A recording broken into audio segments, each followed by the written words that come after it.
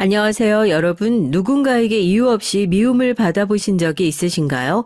전 한번 경험해 본 적이 있는데요. 그건 정말 속이 터질 것 같은 기분이 들곤 하더라고요. 내가 무슨 잘못이라도 해서 미워하는 거면 그걸 고쳐보기라도 할 텐데 도무지 이유를 알 수가 없어서 너무 힘든 건 말입니다. 물론 어른이 된 지금은 그런 사람들을 만나면 다 내가 부러워서 그런 거겠거니 하고 생각하지만 말이죠. 하지만 왜 학창시절엔 그런 일 당하게 되면 굉장한 상처가 되기도 하잖아요.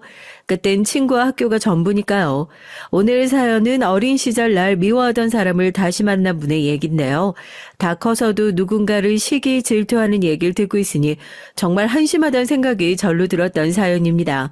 제가 이렇게 얘기하니까 오늘의 이 사연 어떤 사연인지 너무 궁금하지 않으신가요? 시기와 질투 어린 감정이 얼마나 추한 건지, 또 그게 얼마나 스스로를 깎아먹는 감정인 건지 정말 절실하게 깨달았던 오늘의 얘기. 궁금하시면 오늘도 어디 가지 마시고 지금부터 마지막까지 저와 함께 해주세요. 안녕하세요. 전 서울에 사는 30대 여성입니다. 얼마 전에 굉장히 황당한 일을 겪게 돼서 이렇게 사연을 쓰게 됐어요. 아마 제 얘기를 다 듣고 나시면 제가 사연을 쓰지 않고선 못 베겼을 거라는 생각을 하게 되실 겁니다. 그만큼 황당하고 어이없는 일을 겪었거든요. 아마 들으시는 분들도 들으시면서 다들 놀라실 거라 장담해요. 전 현재 남편과 딸아이 이렇게 세 식구가 함께 살고 있어요. 결혼을 한 지는 이제 5년 정도 됐고요. 아이는 3살입니다. 주변의 친구들이 우리 가족만 같으면 100번이고 1000번이고 결혼하겠다라는 소리를 아무렇지 않게 할 만큼 저희 가족은 아주 화목해요. 이게 제 인생의 가장 큰 자랑거리이지 않을까 싶네요. 남들은 제가 참 시집을 잘 갔다고들 떠들어요. 저도 알고 있고 저도 그렇게 생각하는 부분이 없지 않습니다.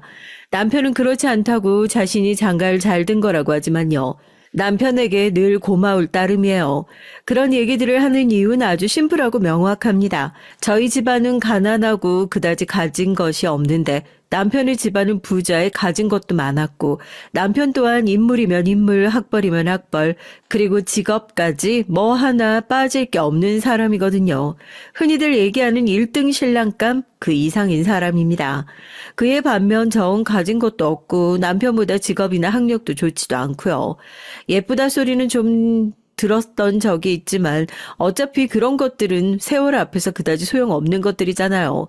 그래서 남편과 비교하면 소위 얘기하는 조건이 상당히 떨어지는 건 사실이에요.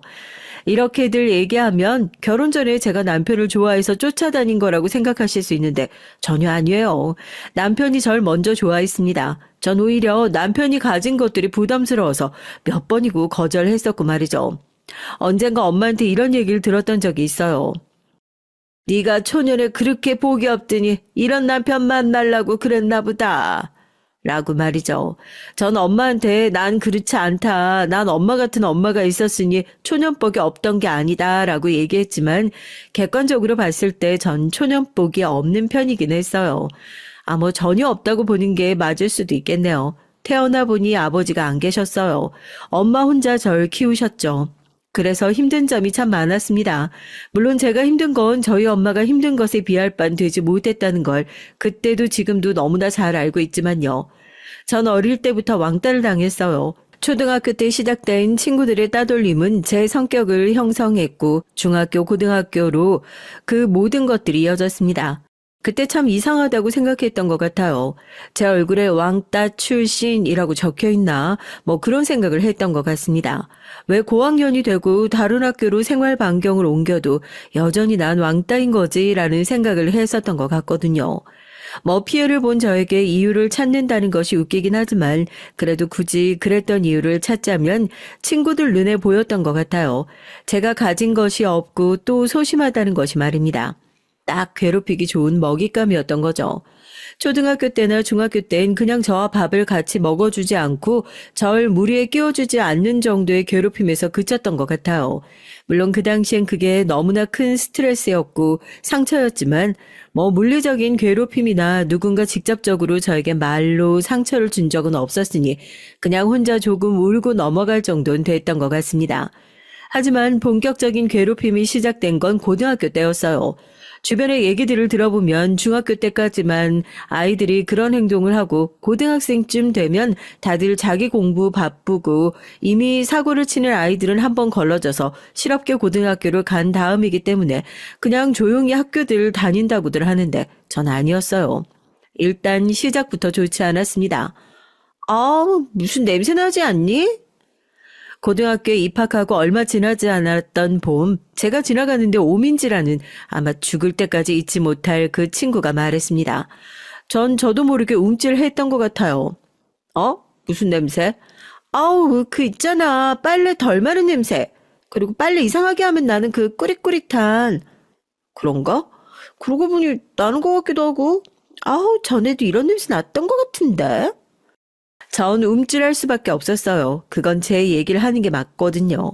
초등학교 때도 비슷한 얘기를 들었던 적이 있기도 했지만 저희 집이 볕이 전혀 들지 않는 지하에 빨래를 깨끗하게 해도 늘 냄새가 났기 때문에 모를 수가 없었습니다.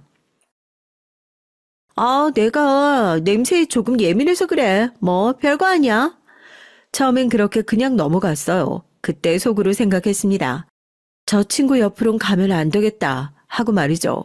그리고 의식해서 최대한 민지를 피해 다녔지만 같은 반 친구를 얼마나 피할 수 있었겠어요. 곧 그 냄새의 주인이 저라는 걸 민지가 알게 됐습니다.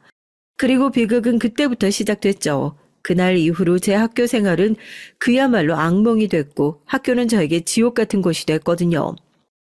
난 사람한테 그런 냄새가 날 수 있다는 거 처음 알았잖아. 덜 마른 걸레에서나 나는 냄새인 줄 알았는데. 얼마나 안 씻었으면 저런 냄새가 나는 걸까? 안 씻어서 나는 냄새가 아닐걸? 그러면 그냥 집에서 나는 냄새인 거야. 어떻게 하면 집에서 저런 냄새가 나? 전에 노래방에서 저런 냄새 맡은 적 있는데 물어보니까 그게 지하에서 나는 냄새라고 하더라. 쟤네 집이 지하인가 보지. 그런 말을 대놓고 했어요. 사람이 앞에 있는데도 말이죠. 그렇게 못된 아이였습니다. 학업에 대한 스트레스를 저에게 다 풀었고요. 엄마, 너 거기 있었어? 하루는 제가 민지의 발에 걸려서 넘어진 적이 있습니다. 미안. 뭐가 미안한데? 네가 거기 있었다는 게? 뭐, 네 존재 자체가 미안하다는 거야? 아니, 그게 아니라 뭐, 네 존재 자체가 민폐이긴 하지. 내가 네 냄새 때문에 공부에 집중을 잘 못하고 있거든? 미안해. 뭐가 미안해? 네가 냄새가 나서? 민지는 그렇게 얘기하며 깔깔깔 웃었어요. 그렇게 큰 모멸감을 느껴본 건 제 인생에서 처음 있었던 일인 것 같아요. 그대로 그 자리에서 사라지고 싶다는 생각을 했었습니다. 민지는 정말 나쁜 아이였어요. 어떻게 하면 사람이 가장 비참해질 수 있는지 너무나 잘 아는 아이였거든요. 한 번은 이런 일도 있었습니다. 근데 넌 학교에 다녀서 뭐해? 너 같은 환경에서 공부해서 나아지는 게 없을 텐데? 그날은 시험 결과가 나온 날이었어요. 자랑은 아니지만 제가 공부를 잘했거든요. 당연히 민지보다도 더 말이죠. 아마 그날은 민지가 자존심이 많이 상했던 것 같습니다. 늘 냄새가 난다, 가난한다 그러면서 절 무시했었는데 제가 자신보다 공부를 더 잘했다는 걸 알았으니까요. 그 성격에 굉장히 자존심 상했을 거예요. 그냥 제일 잘하는 게 이거니까 열심히 하는 거야. 돈이나 벌러 나가. 네가 공부해서 뭐 하는데? 대학에 갈 수 있어? 어차피 등록금도 못 낼 형편일 거 아니야. 내가 너 위해서 얘기해 주는 거야. 헛된 꿈 꾸지 말고 네가 아무리 발버둥 쳐봤자 위로는 절대 올라갈 수 없다고. 지금은 그게 아니라는 걸 너무나 잘 알지만 당시엔 그게 저에게 너무나 큰 상처였고 또 절망적인 얘기였습니다. 전 지금보다 나은 내일을 생각하며 희망을 품고 공부했던 것이었으니까요. 네가 뭐 공부한다고 나중에 나처럼 될 수 있을 것 같아? 절대 그럴 리 없어. 설사 운이 좋게 대학에 간다고 해도 등록금 버느라 제때 졸업할 수 있겠어? 그러면 성적이 잘 나오는 것도 힘들 테고 또 그러면 취업 경쟁에서도 밀리고 시간이랑 돈만 날리는 거라니까. 그냥 일찌감치 공장 같은 곳 가서 돈이나 벌어. 그게 현명한 거야. 뭐 그것도 맞는 말일지도 몰라요. 하지만 민진 절 위해서 해준 말은 아니었습니다. 정말 순수하게 제가 자신보다 성적이 잘 나오는 것이 싫었기 때문에 그 말은 조언이 아니었어요. 그냥 악담이었죠. 왜 그랬는지 모르겠지만 전 그날 이후로 더더욱 공부를 열심히 했습니다. 평소에 저라면 그냥 힘이 빠졌을 법도 한데 그때 어딘지 모르게 오기 같은 것이 생겼던 것 같아요. 그래 내가 이기나 지나 한번 보자. 뭐 그런 마음도 있었고 말이죠. 민지에게가 아니라 이 세상에게 말입니다. 그리고 그 결과 전 그 다음 시험을 훨씬 더 잘 봤어요. 수진이가 이번에 성적이 많이 올랐구나. 너 대견하다. 그 결과 전 눈에 띄는 성적으로 담임 선생님에게 불려가서 칭찬까지 들었으니까요. 그리고 그 모습을 민지는 정말 안 잊고게 보고 있었습니다. 그날 이후로 민지의 괴롭힘은 더더욱 심해졌고요. 야, 지아! 절 그날 이후로 지아라고 불렀어요. 가서 빵 좀 사와. 너 먹고 싶다고 배고프다고 먹고 그러면 안 된다. 알겠지? 민지가 그렇게 얘기하면 친구들이 더 깔깔거리며 웃었어요. 아마 그때 그 아이들은 모두 스트레스를 저에게 풀었던 것 같아요. 전 시도 때도 없이 불려가서 모멸감이 느껴질 만한 말들을 들어야만 했고 걸핏하면 넘어지거나 물건에 맞거나 했던 것 같아요. 몸을 막 심하게 다칠 정도가 아니라 정말 기분 나쁜 정도 있잖아요. 그래서 더더욱 자존심을 상하게 하는 딱 그 정도였습니다. 그런 저에게 굉장히 심한 폭력이 생겼던 적이 있어요. 너 말고 수진이. 뭐? 너 말고 수진이한테 주는 거라고. 아니, 얘한테 주는 거라고? 대체 왜? 왜 더러운 거지 같은 애한테? 민지가 짝사랑하던 남자아이가 있었어요. 민지가 그 아이를 짝사랑한다는 건 친구들도 다 알 만큼 민지가 티를 많이 내고 다녔습니다. 그런데 그 아이가 화이트데이 사탕을 가지고 온 거예요. 저희 반으로 말이죠. 민지는 굉장히 들떴던 것 같습니다. 그 전에 있었던 발렌타인데이에 민지가 그 남자아이에게 초콜릿을 줬었거든요. 그래서 그 보답을 하러 온 줄 알았던 겁니다. 그런데 민지가 아니라 저에게 사탕을 주러 온 거였어요. 그게 무슨 소리야? 사람한테 거지 같다니. 아니, 말이 안 되니까 너무 놀라서. 뭐가 말이 안 되는데? 수진이가 너보다 훨씬 예쁘고 성격도 좋은데? 수진이가 너보다 모자란 게 뭐라고 말이 안 된다는 거야. 내 눈엔 너보다 훨씬 잘났는데? 그 말을 반 친구들이 모두 보는 앞에서 했어요. 민지의 자존심이 굉장히 많이 상할 만한 일이긴 했어요. 저도 속이 시원하다기보다 그 다음이 걱정될 정도로 말이죠. 킥킥거리며 수군거리는 아이들을 잠시 보던 민지의 눈에 눈물이 고였어요. 그런 모습은 당시에 처음 보는 모습이었습니다. 그런 민지를 보고 있는데 순간 눈이 마주친다 생각했죠. 그리고 전 그 자리에서 굳었습니다. 절 노려보던 민지의 눈에 살기가 흐르는 것 같았거든요. 불길한 예감이 엄습해왔습니다. 그리고 그 불길한 예감은 적중했어요. 잠깐, 나 좀 봐. 그렇게 민지를 따라 나간 날 전 민지에게 엄청나게 많이 맞았습니다. 얼굴을 피해서 말이죠. 맞다가 쓰러져 있는 절 무서운 눈으로 보던 민지가 이렇게 얘기했어요. 우리 엄마 학부모 회장인 거 알지? 어디 가서 입 함부로 놀렸다간 너 학교 못 다닐 줄 알아? 그래도 고등학교 졸업장은 따야 할 거 아니야. 너희 엄마 너 때문에 고생하는 걸 봐서라도. 안 그래? 그 협박은 저에게 아주 잘 통하는 협박이었어요. 전 저희 엄마를 위해서라도 고등학교를 반드시 졸업해야만 했습니다. 그것만은 해야 했어요. 그래서 전 입을 다물 수밖에 없었습니다. 그리고 제가 입을 다무니 민지는 아주 당연하게 저에게 그래도 된다고 생각하게 됐고 말이죠. 그날 이후로 시도 때도 없이 불려가서 맞았어요. 제가 민지보다 성적이 잘 나온 날은 더 많이 맞았고 남자 동창 중에 누군가가 저에게 조금만 관심을 보이는 날엔 더더욱 많이 맞았습니다. 그냥 이 세상에서 사라져버릴까 하는 생각을 했던 적도 있었어요. 하지만 억울했습니다. 내가 잘못한 거 하나 없는데 왜 내가 이 세상에서 사라져야 하는 건가? 그러면 민지는 기뻐하겠지? 뭐 그런 생각을 하니 차마 죽을 수도 없었던 것 같네요. 끝나지 않을 것만 같았던 제 고등학교 생활이 끝나는 날이었습니다. 너 대학 간다며? 넌 내가 전에 한 말 들었어야 했다는 걸 평생 생각하고 후회할 거야. 그리고 우리가 언젠가 다시 만나는 날이 오면 그날 깨닫게 되겠지. 아, 그때 민지가 한 말이 다 맞았구나. 난 절대 올라갈 수 없겠구나. 내 자리는 여기구나 하는 거 말이야. 마치 저주를 퍼붓듯 너는 그래야만 한다고 얘기를 하는 민지를 보면서 절대 그렇게 되게 두지 않을 거라고, 우리가 다시 볼 땐 난 달라져 있을 거라고 그렇게 다짐 아닌 다짐을 했던 것 같아요. 그리고 그 다짐은 제 지난날의 원동력이 되어주었습니다. 뭐 어떻게 보면 감사한 일일 수도 있겠네요. 그 덕에 제가 아주 잘 살고 있으니까요. 장학금을 받아야 했기 때문에 갈 수 있는 대학보다 더 낮춰서 대학에 가야만 했습니다. 그 덕에 등록금 걱정은 하지 않아도 됐고요. 그리고 민지가 얘기했었던 그 저주와는 달리 전 학교를 오래 다니지 않고 졸업할 수도 있었고 또 괜찮은 회사에도 취직할 수 있었으니까요.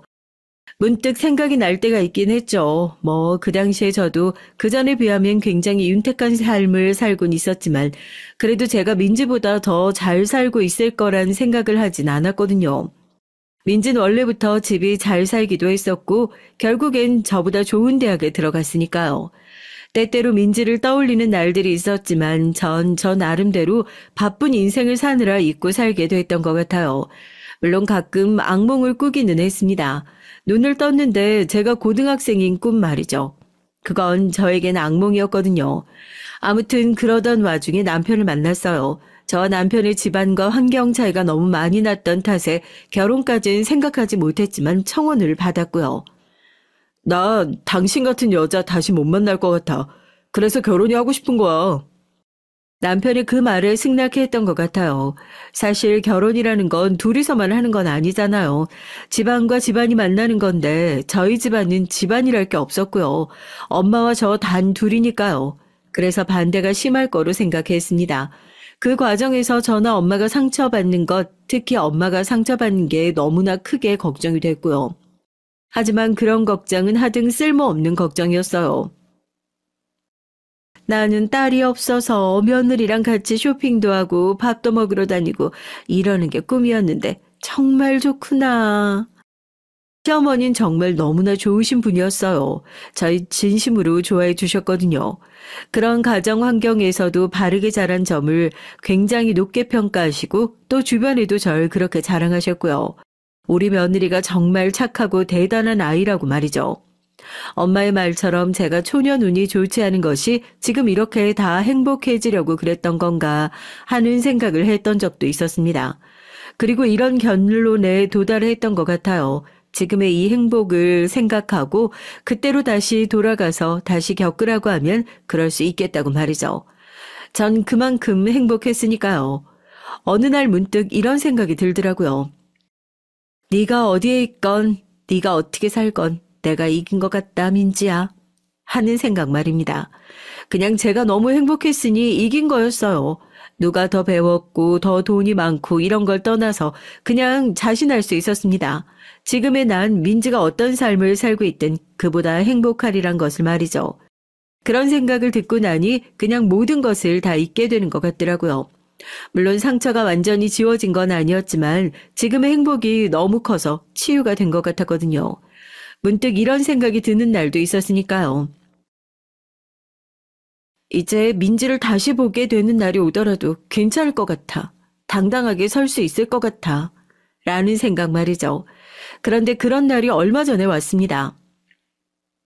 동창회 오라고 우편이 왔던데? 응? 무슨 동창회? 그래도 한번 나가봐. 남편은 자세히는 몰라도 대충은 알았거든요. 제가 고등학교 때 친구들에게 괴롭힘을 받았다는 사실 말입니다. 그래서 남편은 멋들어지게 하고 나가서 얼마나 성공해서 얼마나 잘 살고 있는지를 친구들에게 보여주고 오라더군요. 전 처음엔 그게 무슨 유치한 행동이냐고 남편에게 한 소리를 하긴 했지만 동창회 일이 다가올수록 정말 그러고 싶은 마음이 점점 들기도 했어요. 그래서 남편에게 나가겠다고 얘기했습니다. 남편은 잘 생각했다며 카드를 주더라고요. 이걸로 비싼 가방 사고 비싼 옷 사고 비싼 굿 사서 다 들고 나가. 그렇게까지 해야 돼? 그렇게까지 해야 돼. 그리고 남편 뭐 하는 사람이지 꼭 말하고. 알겠지? 남편은 부부 동반이 아닌 것이 너무 아쉽다며 다음엔 자기도 꼭 나가겠다고 하더라고요. 진심으로 안타까워하는 그 모습이 귀여워서 웃었던 것 같네요. 막상 동창의 날이 다가오니 긴장이 되긴 했습니다. 안 나올 수도 있지만 민지를 다시 만날 수도 있는 거잖아요. 고등학교를 졸업하고 10년이 넘는 세월 동안 소식도 모르고 지냈으니 궁금하기도 했던 것 같네요. 정말로 잘 살고 있는지 뭐 그런 것들 말이에요. 이런저런 생각을 하며 동창회에 나갔습니다. 어머, 너 수진이니? 세상에, 완전히 성공했나 보다. 사람 인생 진짜 모른다니까. 이 가방 한정판 아니야? 이거 구하기 엄청 힘든 가방이라고 유튜브에서 본 것 같은데 어떻게 구했어? 제 등장으로 모든 동창생의 시선이 저에게 집중됐습니다. 왜 아니겠어요. 가난하고 냄새난다고 왕따당했던 사람이 머리끝부터 발끝까지 중형차 한 대 값은 될 만한 것들을 걸치고 나타났으니 당연히 놀랄 수밖에요. 사실 들어가기 전까지도 조금 유치하다고 생각은 했었거든요. 그런데 친구들의 그런 시선을 받으니 기분이 조금은 좋긴 하더라고요. 저도 참 유치하긴 하죠. 그런 걸로 보여주려고 했다는 게 말입니다. 남편은 뭐해? 시아버지에서 물려받으려고 일 배우고 있어. 어머머, 시집 엄청 잘 갔구나. 세상에. 난 수진이 시집 잘 갈 줄 알았어. 예쁘잖아. 그치, 안 가려지는 미모긴 했지. 그래서 민지가 더 질투한 거 아니야. 민지라는 이름을 듣는 순간 심장이 쿵 하긴 했던 것 같아요. 그 이름을 다시 듣게 되는 날이 오리라고는 생각하지 못했는데 말이죠. 그날 거기에 나올 수도 있다고 생각하면서 나가긴 했지만 그래도 막상 이름을 듣는 건 또 다른 느낌이긴 했던 것 같습니다. 그리고 그때였어요. 나? 뭐? 내 얘기해? 돌아보지 않아도 알 수 있었습니다. 너무나 익숙한 목소리였거든요. 왜 사람의 목소리는 오랫동안 변하지 않는다는 거 알고 계신가요? 전 그때 확실하게 알았습니다. 세월이 지나도 목소리는 잘 변하지 않는구나. 그리고 그렇게 인상적인 기억은 꽤 선명하게 오래도록 기억에 남는구나 하는 사실을 말이죠. 어머, 이게 누구야? 이수진 아니야? 민지는 그렇게 얘기하며 위아래로 저를 한번 훑어봤어요. 그리고 인상을 한번 슬쩍 쓰더라고요. 아무래도 제 차림새가 마음에 들지 않았나 보다라고 생각했습니다. 그거 네 옷 맞아? 민지가 한쪽 입꼬리를 올려 비웃듯 웃으며 그렇게 얘기를 했어요. 순간적으로 그런 생각이 들었던 것 같아요. 얘는 하나도 변하지 않았다 라는 생각 말입니다. 왜 세월이 지나면서 개과천선하는 아이들도 있잖아요. 사실 내심 그런 기대를 하며 나간 자리이기도 했거든요. 민지가 달라졌고 진심으로 저에게 용서를 빌면 그냥 다 없던 일로 하고 저도 있기로 말이죠. 과거를 짊어지고 사는 것도 저에게는 썩 유쾌한 일은 아니었으니까요. 그런데 민지는 그런 생각을 한 저를 바보로 만들 만큼 하나도 변하지가 않았더라고요. 그치? 어디서 빌린 거지? 아니면 짝퉁이거나 네가 어떻게 이런 걸 사? 민지가 하하 웃으며 비웃을 때 전 아무 말도 하지 않고 그런 그녀를 빤히 바라봤습니다. 그리고 그녀라면 자존심이 상할 말을 뱉었었죠. 내가 산 건 아니긴 하지. 남편이 사준 거니까. 그 말에 민지가 순간적으로 입을 다물었어요. 고등학교 때부터 남자를 참 좋아하던 아이였습니다. 자신의 남자친구가 잘난 걸 자신이 잘난 걸로 생각하는 뭐 그런 아이 있잖아요. 전 그런 민지의 성격을 너무나 잘 알았기 때문에 그걸로 민지를 긁기로 한 거죠. 남편? 민지가 살짝 인상을 쓰며 절 바라봤습니다. 전 속으로 걸려들었다 하는 생각을 했죠. 그리고 다른 동창들이 거들었어요. 조금 전에 수진이 남편이 뭐하는 사람인지 얘기 들었는데 진짜 장난 아니더라. 우리 중에 시집 제일 잘 간 것 같아. 민지는 동창들의 그 호들갑을 가만히 듣고 있더니 저에게 물었어요. 남편이 뭐하는 사람인데? 전 아무 말 없이 지갑에서 남편의 명함을 꺼내 보여줬습니다. 그리고 그 명함을 본 민진 그 자리에서 굳었어요. 알만한 사람은 아는 중견기업의 사장이라는 직함이 적힌 명함이었으니까요. 이 사람이 네 남편이라고? 내 남편이야. 말이 되는 소리를 해야지. 민지는 현실을 부정하는 듯 그렇게 대답했습니다. 그 모습이 참 우습단 생각이 들었던 것 같아요. 내가 내 남편 가지고 거짓말을 왜 해. 딸 낳고 잘 살고 있으니까 그런 걱정 안 해줘도 되고 난 누구랑 달라서 그런 걸로 거짓말 안 해. 민지는 자존심이 제대로 상한 것 같았어요. 그대로 인상을 팍 하고 쓰더니 제가 앉아있던 테이블을 떠났거든요. 그런 민지를 보며 동창들이 민지의 뒷담화를 시작했습니다. 그래서 민지의 현재 상태를 다 들을 수 있었어요. 쟤 자존심 엄청 많이 상했을걸? 이혼당했잖아. 이혼? 아, 그 소문이 진짜야? 쟤네 친정 망해가지고 남편이 완전 쫓아냈다던데? 아무리 사랑 없이 조건만 보고 한 결혼이라지만, 그렇다고 그렇게 바로 마누라를 쫓아내냐? 그 집도 진짜 그 집이다. 야, 평소에 잘했으면 쫓겨났겠니? 자기 집 조금 산다고 유세는 다 떨고 지 마음대로 하고 살았으니까 저렇게 된 거지. 암튼 재산 분할 조금 받은 것도 쇼핑하고 여행 다니고 이러면서 다 쓰고 지금 돈도 없어서 빌리고 다닌대. 너도 조심해. 언젠가 돈 빌려달라는 전화 받을 수 있으니까. 전 고개를 갸웃하면서 물었어요. 본인 일은 안 해? 그런 제 말에 동창이 말도 안 된다는 얼굴로 웃으며 절 보더군요. 오민지가 일? 아이고, 야, 쟤 대학 졸업하자마자 유학이랍시고 해외에 나가서 돈만 쓰고 놀다가 집안에서 소개해준 남자한테 시집간 거야.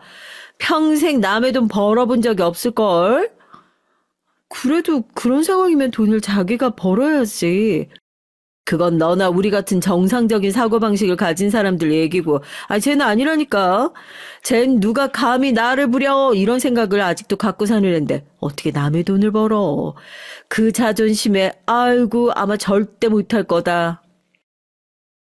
그래도 자식은 없어서 다행이라고 지 인생만 저렇게 되면 되는 거 아니냐며 혀를 차는 동창들을 보면서 민지가 한심하다고 이젠 정말 신경 쓸 필요가 없겠다고 생각했던 것 같아요. 그날도 남편에게 이런 말을 하기도 했고요. 형편없게 살고 있더라. 근데 그게 통쾌하다기보다는 어딘가 씁쓸했어. 저런 인간 때문에 내가 그렇게 힘들었구나 싶고. 라고 말이죠. 그리고 전 그날 이후로 민지를 다시 보는 날은 없을 거라고 생각했습니다. 하지만 아니었어요. 그날 이후로 어쩐 일인지 우연히 민지를 보게 되는 날이 몇 번 있었습니다. 너 여기 피부과 다녀? 너 여기 헬스장 다녀? 그런 우연한 만남이 이어진 거예요. 유쾌하지 않았죠. 너 정말 부자인가 보구나. 여기 회원권 비싸잖아. 이것도 남편이 해준 거야? 아니, 이건 시어머니가. 어머, 시어머니랑도 사이가 좋아? 민지가 굉장히 의외라는 듯 절 바라봤어요. 아마 저희 집안이 집안이니만큼 시댁에서 미움받는 며느리라고 생각했던 모양이었죠. 그것마저 보기 좋게 빗나갔지만요. 좋아해 주시지, 감사하게도. 너 정말 시집 엄청나게 잘 갔다. 정말 사람 인생 한치 앞을 모른다더니. 민지는 절 지켜 세워주는 말들을 하면서도 절 질투하는 게 한 번에 보였습니다. 그런 감정은 숨긴다고 숨겨지는 게 아니었어요. 더구나 민지 같은 성격의 사람이라면 더더욱 말이죠. 내가 복이 많지. 그러게 말이야. 이렇게 신분 상승을 하게 될 거라고는 상상도 못했지 뭐니? 노골적으로 저에게 들러붙으려는 민지를 보면서 기분이 나빴던 것 같아요. 하지만 대수롭지 않게 생각했습니다. 동창들에게 들은 얘기도 있고 하니 그냥 언젠가 저에게 돈을 뜯어가기 위해서 이러는 건가 하는 생각을 했던 것 같아요. 그런 날이 오면 돈을 절대 빌려주지 말아야지 하는 정도의 생각만 했을 뿐입니다. 저에게 민지가 접근하고 있다는 걸 안 동창들이 걱정하긴 했어요. 걔 속으로 무슨 생각하는지 모르는 애야. 그러니까 좀 멀리 둬.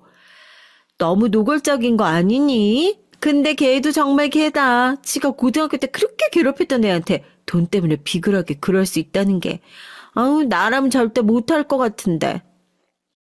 제가 민지를 가만뒀던 가장 결정적인 이유가 그거였던 것 같아요. 제 옆에서 그렇게 비굴하게 설설 기면서 민지는 속으로 자존심을 엄청 상해할 아이라는 걸 알았기 때문이었습니다. 그러면서 고통받을 걸 알고 있어서 두었던 거예요. 더 힘들어하라고 말이죠. 그래서 민지에게 더더욱 제가 행복한 모습을 자주 보여줬던 것 같아요. 오늘 남편이 집에 일찍 들어오라고 해서. 왜? 그냥 한동안 바빴는데 시간이 났다고 둘이 맛있는 거 먹으러 가자고. 너흰 결혼한 지 꽤 됐다는데 아직 신혼 같다. 내가 남편 복이 참 많지 뭐. 네 말대로.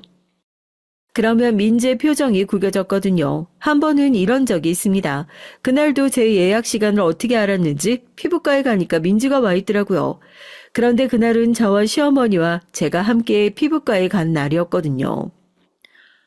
어머니? 아, 우리 시어머니셔. 어머니 여기 저 고등학교 때 동창이요. 어머, 우리 며느리 친구분. 아, 안녕하세요. 우리 며느리 고등학교 때도 예뻤죠? 네, 뭐 지금이랑 비슷했죠. 그러면 고등학교 때도 엄청 예뻤겠네. 아유, 지금도 엄청 예쁘니까. 그런 모습을 가만히 보고 있던 민지가 묻더군요. 고부간의 사이가 정말 좋아 보이세요? 그런 민지의 물음에 시어머니가 환하게 웃으시며 이렇게 말씀을 하셨던 게 기억이 나네요. 며느리가 이렇게 예쁘니까요. 이렇게 곱고 착한 아이가 내 며느리라 얼마나 복받았다고 생각하는지 몰라요. 내가 어디 데려가서 자랑 엄청 많이 해서 애가 귀찮지는 않을까 몰라. 아니에요. 아마 민지인 그날 굉장히 많이 화가 나고 질투가 났을 겁니다. 그날 얼굴에서 그런 감정을 읽을 수가 있었어요. 시어머니와의 그런 대화 이후로 말수도 적어지고 결국 피부과에서 마사지를 받지도 않고 갑자기 몸이 안 좋아졌다며 밖을 나갔으니까요. 어쩌면 그날 민진 그런 계획을 본격적으로 실행에 옮긴 게 아닐까 합니다. 지금부터 민지가 제게 저지른 엄청난 일에 대해 얘기를 해볼게요. 사람이 질투로 어디까지 망가질 수 있는지 민지를 보면서 알게 됐고 전 절대 누군가를 저렇게 질투하고 미워하면 안 되겠구나 하고 다짐했던 일이 아주 최근에 있었거든요. 민지는 그날 이후로 스타일이 많이 달라졌습니다. 자주 보진 않았지만 원래는 노출을 막 하는 스타일이 아니었거든요. 그런데 어느 순간 노출이 심한 옷들을 막 입고 다니더라고요. 가슴도 보이고 그런 옷들 말이죠. 전 건너서 민지가 가슴 수술을 받았다는 얘기를 듣게 됐어요. 그래서 상당히 자신감이 붙은 상태인가 보다 그렇게만 생각했던 것 같네요. 그런데 제 앞에서 뭔가 의미심장한 말들을 하는 날이 많아졌어요. 수진아, 남자들은 믿는 게 아니야. 남자에게 절대 순정이라는 거는 없어. 갑자기 그게 무슨 말이야? 네 남편도 결국엔 남자라는 말이지. 전 참 기분이 나빴던 것 같아요.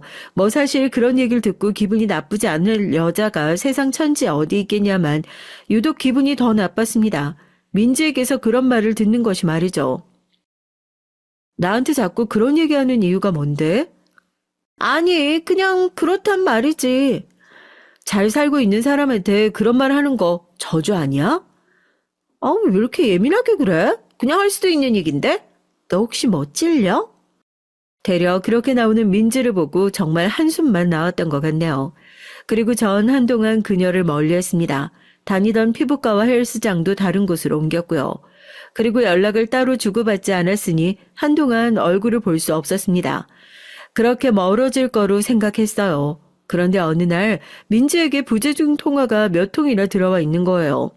다시 전화를 걸까 말까 망설이던 사이에 민지에게 톡이 오기 시작했습니다. 그 톡의 내용을 보고 전 정말 충격을 받지 않을 수가 없었어요. 너 전화 안 받아? 야, 네가 뭔데 내 전화를 씹어. 너 시집 좀 잘 갔다고 뭐라도 되는 줄 알아? 이렇게 나온다 이거지? 너 지금 내가 누구랑 있는 줄 알아? 와 있는 톡을 주르륵 보는데 그 톡을 마지막으로 한동안 아무것도 오지 않았습니다. 그러더니 잠시 뒤 어떤 남자의 손을 잡은 사진을 보내더라고요. 이 손이 누구 손인지 알아? 제가 그 손의 주인을 알 게 뭐냐고요. 드디어 미쳤구나 하는 생각을 하고 한숨을 쉬는데 그 다음 톡이 왔습니다. 네 남편 손이야. 네 남편 지금 나랑 있어? 전 순간 그 자리에서 무슨 말을 해야 할지 몰라 굳었습니다. 그도 그럴 것이 왜 무슨 일 있어? 표정이 왜 그래? 그때 전 제 남편과 같이 있었거든요. 제가 너무나 황당한 얼굴로 남편에게 그 카톡을 보여줬어요. 남편의 얼굴도 경악으로 바뀌더군요. 그러면서 이 미친 여자 누구냐고, 누군데 당신한테 이런 톡을 보내는 거냐고 화를 냈습니다. 전 남편을 진정시키고 나서 답장을 했죠. 그게 무슨 개소리야. 네가 드디어 미쳤구나. 하고 말입니다. 그런데 잠시 뒤 다른 사진이 한 장 왔어요. 이번엔 남자의 얼굴도 보이는 사진이었습니다. 두 사람은 이불을 덮고 침대에 누워 있었죠. 이래도 내가 미쳤어? 민지는 정말 그 남자를 제 남편이라고 생각하는 모양이었습니다. 전 가만히 그 남자의 얼굴을 들여다봤습니다. 그리고 경악을 금치 못했어요. 그 얼굴은 제가 아는 얼굴이었거든요. 이 사람... 왜? 누군데? 남편이 제 말에 놀라서 사진을 확인했습니다. 그리고 남편도 경악했어요. 그 사람은 다름 아닌 저희 옆집에 사는 남자였거든요. 그리고 그 남잔 결혼한 지 얼마 안 됐다고 하지 않았어? 아직 1년도 안 됐을걸? 옆집에 얼마 전에 이사를 온 신혼부부가 있었거든요. 거기 새댁이 정말 사람 좋아 보인다고 생각했었어요. 여러 번 인사를 나눴었고요. 그런데 그 집 남자였습니다. 물론 신혼부부라는 것도 경악스러웠지만 민지의 그 행동 자체가 가장 경악스러웠던 것 같네요. 그러니까 민지는 정말로 제 남편을 꿰기 위해서 사람에게 접근했던 거잖아요. 그리고 그걸 실행에 옮겼고요. 아니 사람이 어떻게 그런 일을 진짜로 할 수 있는 건지 정말로 놀랍더라고요. 입을 떡 벌리고 이러지도 저러지도 못하고 놀라고만 있을 때 민지에게서 전화가 왔습니다. 일단은 받았죠. 민지의 첫 마디가 아직도 생생하게 기억이 납니다. 어때 기분이? 제가 아무 말도 하지 않으니 민지는 더 기세등등한 목소리로 말을 이어갔어요. 제가 엄청나게 충격을 받았다고 생각하는 모양이었습니다. 그래서 대답도 하지 못하는 거라고 말입니다. 내가 남잔 다 똑같다고 했지? 네가 그렇게 자랑하던 네 그 대단한 남편도 결국엔 이렇게 쉽게 넘어오는 사람이었던 거야. 네 행복이 얼마나 허황한 건지 이제 알겠니? 그걸 알려주기 위해 그 질투심 때문에 그런 행동을 할 수 있다는 것이 가장 큰 충격이었던 것 같아요. 전 가만히 민지의 말을 듣고 있다가 말했습니다. 그 남자 내 남편 아닌데? 라고 말이죠. 민지는 잠시 아무 말이 없었어요. 하지만 곧 이렇게 대답했습니다. 웃기시네. 너 지금 이 상황에서 자존심 지키니? 내가 너니? 이런 상황에서 자존심을 지키게? 내 남편 지금 나랑 같이 있어. 뭐? 그리고 내가 너니? 이런 상황에서 모른 척 자존심을 지키게? 난 아무리 잘난 남편이라도 나 배신하면 그냥 그대로 끝인 사람이야. 남편이 나중에 그 얘기를 옆에서 듣고 있다가 정말 무서웠다고 하더군요. 정말 네 남편이 아니라고? 그래, 얼굴이 낯이 익은 거 보니까 우리 아파트 사는 사람 같은데 너 정말 미쳤니? 무슨 정신으로 남의 남편을? 제가 그렇게 소리를 확 지르는데 민지가 전화를 확 끊더군요. 뭐 본인도 많이 놀라긴 했을 겁니다. 제 남편인 줄 알고 꼬신 남자가 남편이 아니라는데 말이죠. 전 아직도 그날의 그 어이없던 그리고 경악스럽던 기억과 감정이 생생나게 기억나는 것 같아요.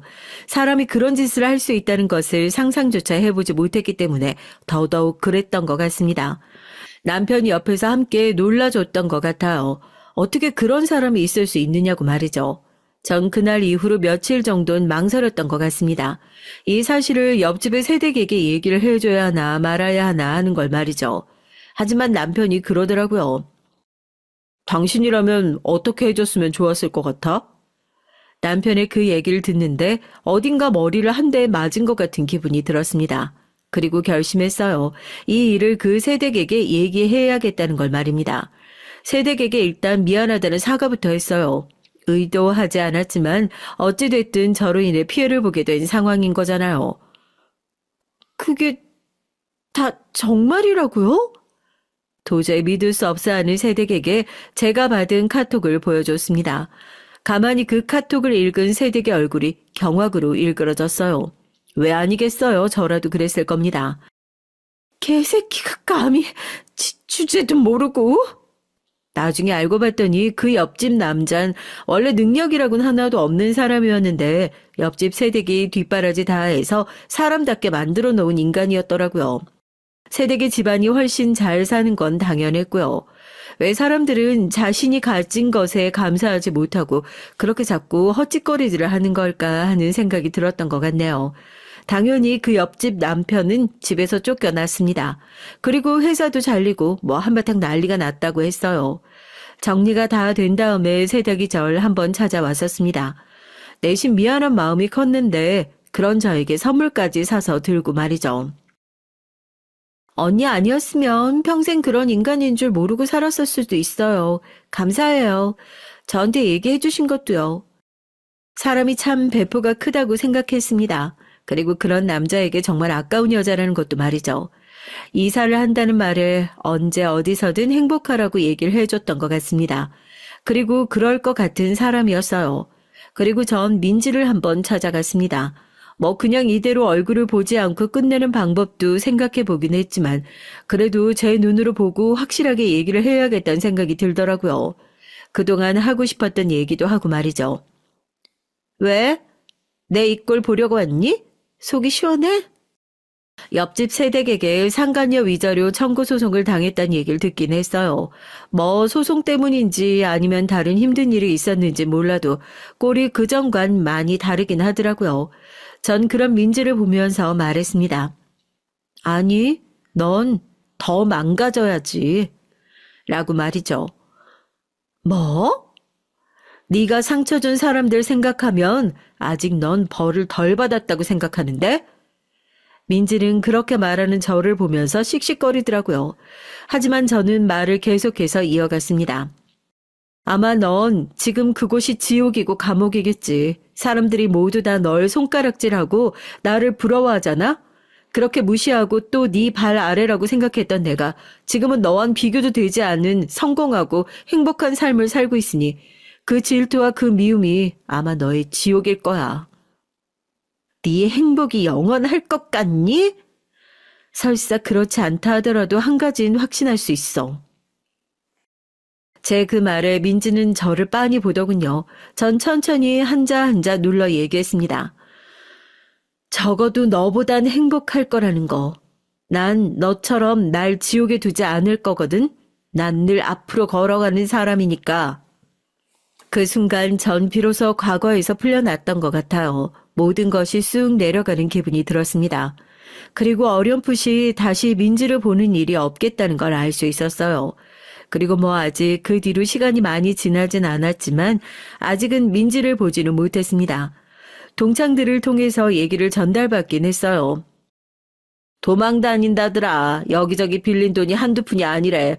소송도 엄청나게 많이 당해서 이름도 바꾸고 뭐 그랬다던데?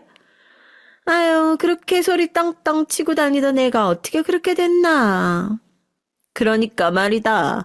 사람 일 정말 한치 앞을 모르는 거야. 빌린 돈이 많아서 소송이 여기저기 걸리는 바람에 도망자 신세가 됐다고 말이에요. 그 와중에도 사치를 하는 병을 고치지 못해서 여기저기 돈을 빌리고 다닌 모양이더라고요. 과거에 민지가 잘 살았었으니 금방 갚아줄 줄 알고 빌려준 사람들이 많았다는 얘기를 들을 수 있었습니다. 그리고 그 민지랑 바람이 났던 옆집 남자가 한번 저희 집에 찾아온 적이 있어요. 정확히는 저희 집이 아니라 저희 옆집이었지만요. 이사 갔어요. 네? 이사 갔다고요. 어디로 갔는지 몰라요? 뭐 외국 나가서 살 거란 얘기는 한 것 같은데 저도 정확히 몰라요. 처음엔 제 얼굴을 몰랐던 건지 옆집 새댁의 안부만 묻던 남자가 나중엔 제가 누군지 생각이 났는지 저에게 화를 내더군요. 당신 때문에 내가 이혼당한 거잖아. 그게 왜 나 때문이에요? 바람을 피운 건 본인이면서? 그 여자가 꼬시지만 않았어도 넘어간 인간이 잘못한 거지. 아무튼 당신 때문에 내가 이혼당한 거니까 의자로 내놔요. 뭐라는 거야? 나 당신 때문에 빈털털이 됐다고. 지금 회사도 잘리고 그니까 돈 내놔. 한참을 돈 내놓으라고 진상짓을 하고 소리를 지르다가 결국 경찰까지 출동하고 나서야 잠잠해졌던 게 기억이 나네요. 이렇게 늘어놓고 보니 정말 남들이 할 수 없는 희귀한 경험을 한 게 맞긴 하구나 하는 생각이 들긴 합니다. 물론 겪지 않았다면 더 좋았을 일이긴 하지만요. 그래도 이미 겪은 걸 어쩌겠어요. 그리고 그 일로 저도 얻은 것이 있긴 하고 말이죠. 바로 과거에서 완전히 벗어난 건 말입니다. 전 이제 더 이상 악몽을 꾸지 않아요. 드디어 그때 그 학교에서 그 교실에서 벗어나게 된 겁니다. 물론 때때로 떠오르는 순간이 있기야 하겠지만 이제 더 이상 그 일은 저에게 타격을 주진 않아요. 그냥 그런 일이 있었음에도 결국엔 다 이겨내고 행복해진 나만 남은 거죠. 제 얘긴 여기까지입니다. 아마 여러분들이 들으시기에도 엄청나게 당황한 일이라고 생각하실 거예요. 저 같은 일을 겪은 사람은 정말 저밖에 없을 거란 생각도 들고요. 그래서 이렇게 사연을 쓰게 됐습니다. 그러니 부디 재미있게 잘 들어주셨길 바래요. 그리고 누군가를 미워하고 질투하는 마음은 스스로를 지옥에 가두는 것밖에 되지 않는다는 말도 꼭 하고 싶었고 말이죠. 제 얘긴 누군가에겐 조금이라도 도움이 되었다면 더 이상 바랄 게 없을 것 같네요. 전 이제 그만 사연을 줄이겠습니다. 긴 얘기였는데 마지막까지 들어주시고 함께 공감해 주셔서 너무 감사해요. 언제나 건강하시고 좋은 일들만 있는 날들을 보내시길 바라겠습니다. 저도 그러길 바라주세요. 다시 한번 감사합니다. 안녕하세요. 전 추리소설 작가가 되고 싶어하는 작가 지망생입니다. 나이는 만으로 45살이 되고 두 아이도 키우는 주부이자 엄마이지만 지금은 치열했던 시기를 지나서 시간적으로 여유가 되고 보니 뒤늦게 작가라는 꿈을 갖게 된 사람이죠. 지망생이라고는 하지만 아직 저에겐 변변한 작품은 없어요. 요즘 책을 읽고 서평이나 간단한 글을 쓰면서 습작을 하고 있어요. 그러던 차에 문득 제가 구독하고 자주 보는 여기 유튜브 채널에서 사연을 모집하고 있다는 글을 봤고요. 좋은 기회라고 생각하고 이렇게 제 얘기를 쓰게 됐습니다. 제 사는 얘기 한번 들어봐 주시겠어요? 제 이름은 규원이에요. 어느 곳에서나 제 이름은 남자로 착각하는 경우가 어려서부터 종종 있었죠. 어릴 때 반 남자애들이 제 이름이 남자 같다는 이유로 놀리기 일쑤였고요. 전 억울한 마음에 왜 딸에게 이런 이름을 지어줬냐고 엄마에게 물었죠. 아빠가 아들을 많이 바라셨는데 태어난 네가 딸인 걸 알고도 중성적인 이름을 지어주신 거란다. 라고 말씀하셨습니다. 그런데 이름만큼이나 제 성격 자체도 여성적이지 못해요. 아주 이성적이고 감정을 자제하는 면이 우리 아버지를 많이 닮았다는 말씀을 많이 듣고 자랐습니다. 제 생각에도 전 다른 여자들보다 감정을 자제하고 이치에 맞는 행동을 추구하는 점이 좀 남다르다 싶어요. 달달한 연애 드라마보다는 반전과 복수가 살아있는 드라마나 소설이 제 취향이고요. 그래서인지 어릴 때부터 저의 장래 희망은 검사였습니다. 나쁜 놈들을 법으로 처단한다는 검사는 너무 냉철하고 지적으로 보여서 제 꿈이었죠. 우리 아버지는 사회학과 대학 교수였는데 어린 저에게 판검사가 딱 어울린다면서 제 꿈을 지지해 주셨어요. 아버지는 완벽주의적 성격을 가진 분이셨습니다. 우리 집은 이런 아버지 때문에 늘 먼지 하나 없이 반질반질하고 청결한 상태를 유지했고 전 어디서나 사람들 앞에서 항상 예의 있고 반듯한 모습으로 있어야만 했어요. 학교 성적은 당신의 학창시절만큼이나 탑을 유지해야 한다고 강요를 하셨고요. 그리고 실수를 조금이라도 하면 자식이라거나 어린 나이라고 해서 용납해주지 않았습니다. 아버지가 강의 자료나 책을 집필하시는 일을 전 국민학교 때부터 도와드렸는데요. 사실 10살 남짓한 아이가 글을 쓰다가 오타를 쓸 수도 있잖아요. 하지만 아버지는 심할 땐 손바닥 맴매를 할 정도로 엄하게 혼내셨어요. 그런 환경에서 자라선지 전 늘 학교에선 모범생이었고 아버지만큼이나 완벽주의 성격을 닮아갔습니다. 아마도 아버지와 저로 인해 가장 고통받는 분은 엄마가 아니셨을까 싶어요. 우리 엄만 동화 작가셨어요. 엄만 감성이 풍부하셨고 자식인 절 늘 따스하게 감싸주며 사랑을 표현해 주시는 분이시죠. 그런데 냉정한 성격에 감정 표현에 무뚝뚝한 남편에다가 딸까지라니. 내 팔자가 그렇지 상자를 2명을 모시고 살아요 내가. 사람이니까 이 정도 실수도 할 수 있는 거지. 그거 좀 실수하면 분녀가 그냥 파르르 하니 워낙 아주 찔러도 피 한 방울 안 나올 사람들이라니까. 엄마는 이렇게 한탄하고 나셨죠. 하지만 전 엄마가 아주 좋았습니다. 제가 속을 다 드러내고 겪었던 일이나 감정도 다 털어놓고 말할 수 있는 사람은 바로 우리 엄마였거든요. 엄마도 하나뿐인 딸이 유일한 대화 상대라고 하시면서 우리 둘은 친구처럼 모든 얘기를 하는 베스트 프렌드예요. 엄격하고 차가운 아버지라고 해도 두 분이 사랑해서 절 낳으셨잖아요. 자식인 제가 볼 땐 우리 아버지와 엄만 남녀의 부부관계라기보단 동료에 가까워 보였거든요. 자식인 제가 부모님의 부부관계가 정확히 어떤지 잘 모르겠어요. 그래도 이혼이나 별거 한 적이 없이 70이 다 된 지금까지 별 탈 없이 잘 살고 계신 걸 보면 그저 평탄하게 가정을 잘 유지하고 사셨다고 말씀드릴 수 있네요. 전 평범하고 공부를 곧잘 해서 학창시절을 보낸 뒤 중앙대학교 법학과에 진학하게 됐습니다. 제 꿈이었던 검사가 되기 위해서 대학교에 가서도 흥청망청 놀지 않고 사법고시를 준비했고요. 그렇게 대학생활 4년에 휴학한 3년까지 꼬박 7년을 준비했건만 제 노력에도 전 번번이 낙방을 했습니다. 1차 시험 합격 후 같은 해 그리고 그 다음 해에 치룬 2차 시험에 떨어지길 2번. 그렇게 두 번째로 2차 시험의 낙방 소식을 들은 12월의 겨울날 쏟아지는 한방눈을 맞으면서 전 인생 처음으로 깊은 좌절감을 느끼게 됐어요. 사람이 아무리 노력해도 안 되는 일이라는 게 있구나. 다시 1차 시험부터 사시 준비를 시작할 엄두가 나지 않네. 이젠 그만둘 때가 되었나 보다. 그 길로 사시를 포기하기로 정하고 집에서 부모님께 말씀을 드렸어요. 난 우리 규원이가 얼마나 노력했는지 잘 알고 있어. 스스로 할 만큼 하다가 끝내는 마음 먹는 것 시작하는 것보다 어렵단다. 그동안 정말 수고했어. 앞으로 더 재밌고 좋은 일 찾아보자. 이렇게 제 얼굴을 쓰다듬으며 격려해 주신 엄마와는 달리 우리 아버진 결과는 아쉽지만 수고했구나 한마디 하시고 서재에 들어가셔서 그날 저녁밥도 거르셨어요. 아마 저만큼이나 아빠는 제 꿈에 거는 기대가 크셨고 그만큼 실망을 하셨을 겁니다.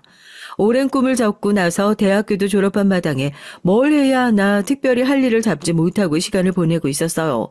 그러다 보니 제 나이가 어느덧 28. 홍기에 들어서자 아버지는 제 신랑감으로 점 찍어 놓은 남자가 있다고 했습니다.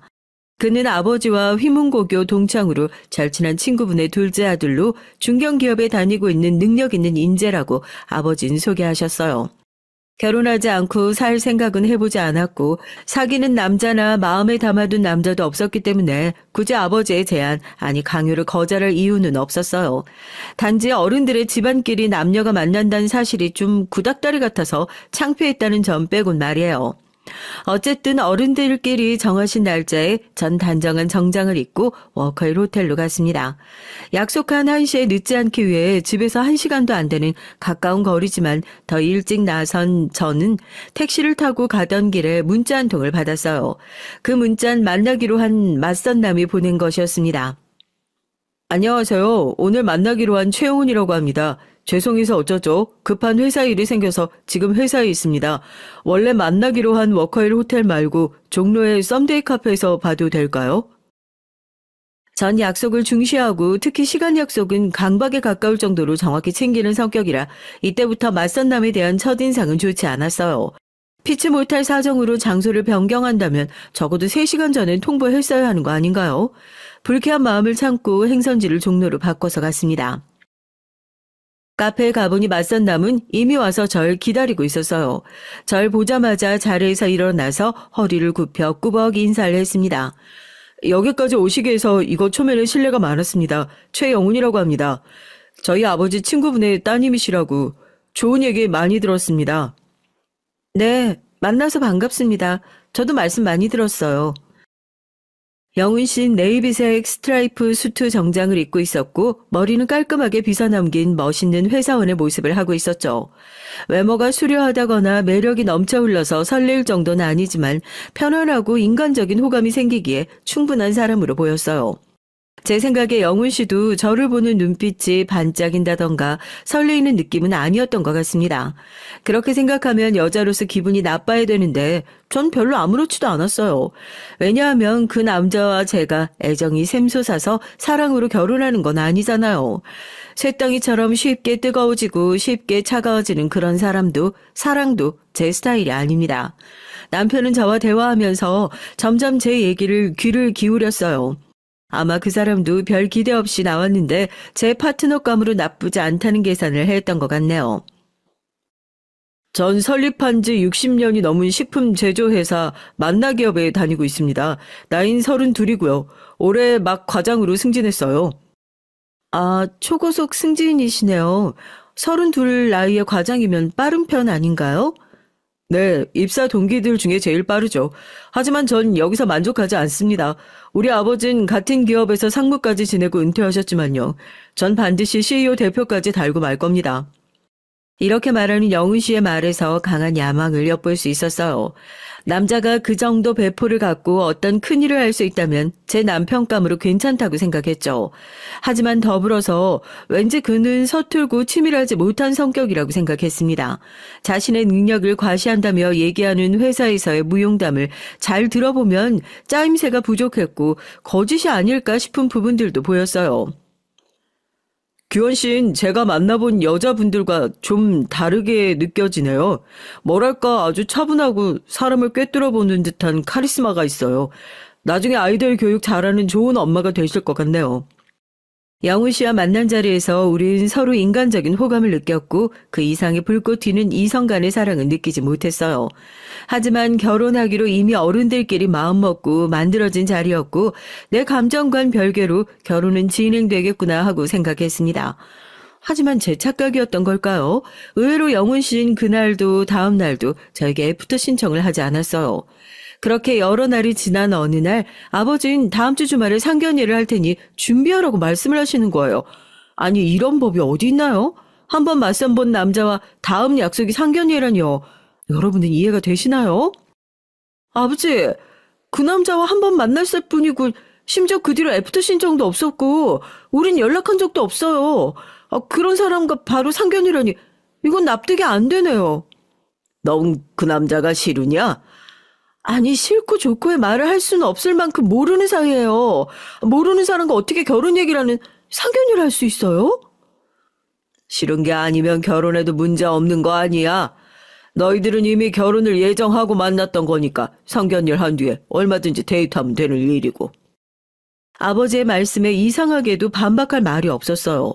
이럴 줄 알았으면 고시 공부하지 말고 연애라도 실컷 해볼걸. 처음으로 후회가 됐습니다. 그렇게 그 맞선남과의 두 번째 만남이자 상견례를 하게 됐어요. 우리 아버지와 영훈 씨 아버지는 처음 만나자마자 부둥켜 안고 반가워할 만큼 가까운 사이였고요. 과거에 한 약속대로 우리가 사돈을 맺게 됐다면서 참 좋아하시더라고요. 하지만 상견례 분위기는 마치 이상한 연극과 같았어요. 가장 친하고 이 분위기를 주도해야 할 결혼 당사자인 저와 영훈 씨는 뻘쭘하게 앉아서 간간히 가벼운 얘기만 서로 나누었습니다. 그날 잘 들어갔죠? 미안해요. 제가 연락을 드렸어야 됐는데 요즘 회사 일이 너무 바빠서 말이죠. 괜찮습니다. 다 큰 성인인데 당연히 잘 귀가했죠. 네. 그런데 취미는 어떻게 되세요? 독서요? 어쩐지 규원 씨 이미지가 지적이라서 그런 취미일 것 같았어요. 주로 어떤 책을 읽으세요? 추리소설이나 범죄소설 좋아해요. 스티븐 킹이나 히가시노 게이코 아세요? 이렇게 결혼할 당사자가 하는 대화라는 게 처음 만난 사람같이 낯선 거였죠. 헌데 서로 낯설어야 할 양쪽 아버님들은 야, 이 자식아 해가면서 너무 친밀하고 화기애애한 분위기인 거예요. 거기에 어머님들은 딱히 어찌할 바를 모르며 음식만 드시거나 어디 눈들 데도 없이 불편해하셨습니다. 특히 영훈 씨 어머님은 정말 이상한 반응을 보이셨어요. 일단 절 처음 보시자마자 그분은 얼어붙어 계셨고요. 그리고 쭉 찢어진 눈으로 한참을 제 아래 위로 살펴보시곤 기가 차있습니다. 자신의 남편과 우리 아버지, 어머니를 모두 뚫어져라 보곤 자신의 감정을 억누르는 듯 했어요. 이후 인사하는 제 목소리를 듣고도 잠깐 멈칫하더니 불안한 반응까지 보이셨고요. 전 이분이 오늘 어디가 아프신가 싶어서 어디 불편하신가요? 말씀 주시면 도와드릴게요. 됐어요. 처음 만난 예비 며느리에게 과하게 쌀쌀맞은 반응이었습니다. 이렇게 기묘한 상견례 자리에서 어색한 결혼 당사자와 불편함이 가득한 어머님들에게도 불구하고 결혼식 장소와 날짜까지 일사천리로 잡혔어요. 무려 2달 반 뒤에 급박한 날짜였지만 양쪽 아버지들의 추진력으로 결혼 준비는 빠르고 차질 없이 이뤄졌고 영훈 씨와 데이트 10번도 못 채우고 우린 결혼을 했습니다. 하지만 우리 엄마는 결혼식 전날 제 손을 잡고 걱정 가득한 얼굴로 말씀하셨어요. 규현아, 아무리 아버지가 무섭다고 억지로 결혼해서는 안 된다. 10번도 안 만난 남자에게 네 인생 맡기는 게 난 아무래도 걱정된다.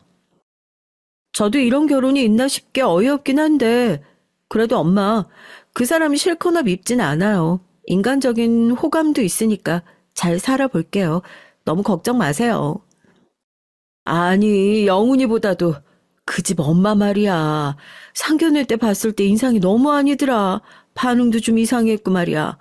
가뜩이나 시댁에서 시모자리는 중요한데 그때 너 보는 눈빛하며 말투가 아유 무슨 원수 보듯 한 게 말이지. 내 딸 그런 집에 보낸다는 게 난 너무 꺼림칙하다. 번갯불에 콩 구워 먹듯 한 결혼이었지만 엄마의 걱정과 달리 결혼 생활은 평온했어요. 전 남편이 회사에 간 사이에 오전엔 집안일을 해놓고 오후엔 도서관에 가서 남편이 부탁한 자료를 찾고 검토해서 요약까지 해놨습니다. 그리고 제가 좋아하는 책을 보다가 근처 카페에 들러서 음악을 들으며 커피 한 잔을 하고 집에 들어와요. 남편을 저녁 준비를 하다가 남편이 집에 오면 같이 저녁 먹고 하루의 얘기를 하다가 같이 잠에 듭니다. 이런 전업주부 생활이 전 안 맞는 옷과 같을 줄 알았는데 의외로 재밌고 마음에 평온함을 주는 생활이라 잘 적응해서 지내고 있었어요. 제가 이해심이 깊고 성격이 무던한 편이라 같이 지내기에 편안하고 회사 일에도 많은 도움을 주고 있다며 남편은 고마워했죠. 남편은 그동안 만난 여자들이 감정 기복이 크고 변덕스러웠는지 저 같은 여자는 처음 본다면서 신기해했습니다. 어느 날 남편 회식 자리에서 후배분이 제게 연락을 했어요. 최 과장님이 너무 많이 취해서 사모님이 모시러 와 주셔야겠다고요. 차를 몰고 종로에 가보니 남편은 인사불성의 상태였고 전 동료분들의 도움으로 남편을 차에 태워서 집으로 운전하는 중이었습니다. 남편은 잔뜩 취한 채로 제 손을 잡고 다른 여자의 이름을 부르기 시작했어요. 소영아, 소영아, 보고 싶다. 미안하다. 그 여자가 누구인진 모르지만 짐작은 할 수 있었습니다. 남편이 저와 선을 보기 전에 얘기를 얼핏 들었기 때문이에요. 남편은 소영이라는 여자와 군대 다녀와서부터 사귀었고 많이 사랑하는 사이였다고 합니다. 결혼을 약속할 만큼 하지만 부모님, 특히 아버지께서는 소영 씨의 집안에 문제가 많다며 반대를 하셨다고 해요. 그리고 정해놓은 혼처를 강요하며 억지로 맞선을 보게 했습니다. 그 맞선녀가 바로 저였고요. 저와 맞선 보러 나갈 때 처음에는 앙심을 품고 나갔었다고 해요. 이 맞선 자리를 깽판 치고 맞선녀에게 무례하고 불쾌하게 굴어서 아버지에게 반항하겠다고요. 그런데 저를 보고 왠지 그럴 수가 없었다고 합니다. 자신의 속을 꿰뚫어 보는 듯한 제 까맣고 깊은 눈을 보면 왠지 순한 양이 되는 기분이라고요. 그리고 대화를 할수록 좋은 여자인 것 같은데 괜히 상처 주기 미안했다고 했어요. 하지만 자신의 마음이 정리되지 않았기 때문에 저에게 애프터 신청을 못했다고요. 전 그렇게 깊은 연애를 해보지 않아서 이런 질척이는 관계와 마음을 이해하기 어려웠지만 남편은 자기 나름대로 속상하고 힘들었을 거예요. 하지만 술에 취해서 다른 여자의 이름을 부르는 건 얄미워서 옆구리를 꽉 꼬집어주고 집에 눕혔어요. 다음날 잠이 깬 남편이 나 어제 술 먹고 어디 부딪혔어. 옆구리가 너무 아프네 했을 때 혼자 킥킥대고 웃었죠. 결혼 생활 1년 만에 첫 아들을 낳았고 1년 뒤엔 둘째 딸을 출산하고 연년생 애들을 키우면서 전 많이 바빠졌습니다. 난 우리 엄마처럼 무한한 사랑을 베풀진 못할 거라 생각했는데 아이를 낳아서 키워보니까 의외로 전 모성애가 강한 여자임을 알게 됐죠. 자식이 먹는 것만 봐도 배부르다. 눈에 넣어도 아프지 않을 만큼 이쁘다. 이런 말이 그냥 하는 말이 아니라 정말 제 심정이 꼭 그랬거든요. 아이들이 하는 일이면 잘잘못 따지지 않고 그저 이쁘고 그저 봐주고 싶은 마음이 가득했으니까요. 냉철한 제가 이럴 줄은 정말 몰랐어요. 출산과 육아는 정말 놀라운 경험인 것 같아요. 그때부터 저의 인생은 아이들뿐이라고 해도 과언이 아니었습니다. 어차피 남편은 회사에서 성공하는 야망을 가진 남자로 평일엔 밤 늦도록 회사에 있고 주말은 윗사람들에게 잘 보이기 위해서 그들을 따라 골프며 등산이며 다니느라 바빴어요. 그리고 이 남자에겐 부성애 같은 것은 없어 보였습니다. 우리 아이들과 잘 놀아주거나 교육에 관심을 갖지 않았거든요. 다른 집 여자들은 이런 얘기를 들으면 서운하겠다. 남편에게 바가지라도 긁어봐라. 이렇게 얘기했지만 전 아무렇지도 않았어요. 이 남자가 가정적이고 애들을 살뜰히 챙길 만한 위인이 못 된다는 걸 임신 초기에 깨달았기 때문이죠. 제가 입덧이 심했던 임신 3개월 때의 일이 기억나네요. 전 원래 식탐이 없고 평생 소식하던 사람인데 입덧 땐 갑자기 음식이 안 먹히다가 또 갑자기 음식을 한꺼번에 많이 먹는 이상한 경험을 했습니다. 여보, 일주일 동안 음식이 안 먹혀서 물밖에 못 먹었는데 갑자기 오늘 새벽부터 아구찜이 너무 먹고 싶어요. 퇴근할 때 회사 근처 단골집에서 포장해 줄 수 있어요? 남편이 회사에 있을 때 전화해서 이렇게 부탁을 했어요. 나 오늘 회식이라 안 되겠어. 회식 끝나면 거기 가게 문 닫을걸? 당신이 회식하는 중간에 나가서 포장해 오면 되지 않겠어요? 내가 먹고 싶다기보단 뱃속에 아이가 먹고 싶은 것 같아요. 자기가 먹고 싶으면서 애 핑계는 그냥 참으면 안 돼? 아구찜이 뭐라고. 모냥 빠지게 회식하는 남자가 중간에 나와서 마누라 걸 사가겠어? 남편은 이렇게 단칼에 거절하고선 그날도 술에 떡이 돼서 밤늦게 귀가했습니다. 남편이 원래 저나 애들을 잘 챙기지 않는 무심한 남자라는 걸 알고 있고 어지간한 일은 서운해하지도 않는 저지만 이땐 임신 때라 그런지 너무하다는 기억이 아직도 있어요. 남편은 그저 열심히 일하고 돈을 벌어오는 가장일 뿐 남편의 역할도 아버지의 역할도 잘하지 못하는 사람이었습니다. 그리고 사실 남편이 회사에서 일하는 성과의 절반은 제 몫이라고 생각해요. 남편이 회사에서 CEO까지 오르겠다는 야망에 비해서 가진 능력은 부족한 사람이었습니다. 머리를 잘 굴려서 전략을 갖고 계획적으로 일을 하지 못했고 사람들을 카리스마 있게 통솔하는 능력도 없는 사람이니까요. 제가 생각했을 때 유일한 능력은 눈치가 빠르고 윗사람들에게 자신을 숙이고 아부를 잘한다는 것일까요? 물론 이것도 회사에서 성공하는 데 중요한 덕목입니다. 하지만 그 사람의 부족한 전략이나 사람들을 관리하는 부분은 전적으로 제 도움이 컸어요. 덤벙거리는 성격 탓에 회사의 기일 내에 보고하고 제출해야 할 서류를 종종 잊는 일이 많았습니다. 신혼 땐 그런 남편의 심부름으로 자주 회사에 가야 했어요. 이젠 아예 제가 회사의 중요한 서류는 따로 제 USB에 보관하거나 클라우드 공용 서버에 넣어놓고 있다가 남편이 필요할 때마다 바로 회사 메일로 전송을 해줬죠. 남편은 문서를 카테고리별, 날짜별, 중요도 순으로 정리하는 법도 몰라서 제가 다 정리해서 자료를 관리하고 있을 정도였으니까요. 오래된 중요한 자료는 남편 스스로 찾지도 못하고 제가 찾아줘야 했습니다. 정말 비서가 따로 없죠. 남편은 결혼할 당시 이미 초임 과장 직급이었어요.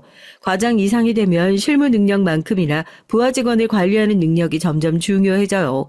남편은 밑에 사원 대리급과 마찰이 생길 때마다 감정적이고 급하게 처리하는 경향이 강했습니다. 그럴 때마다 제가 진정시키고 중재자로서 그들에게 이렇게 대하라고 조언을 해줬죠.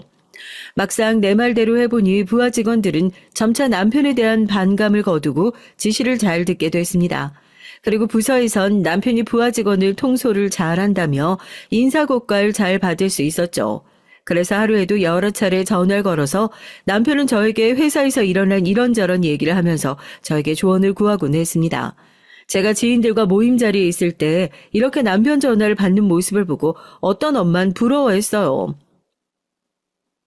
어머, 우리 남편은 회사에 있을 때 전화 한 통 안 하는데 규원 씨 남편은 아내가 그렇게 보고 싶은가?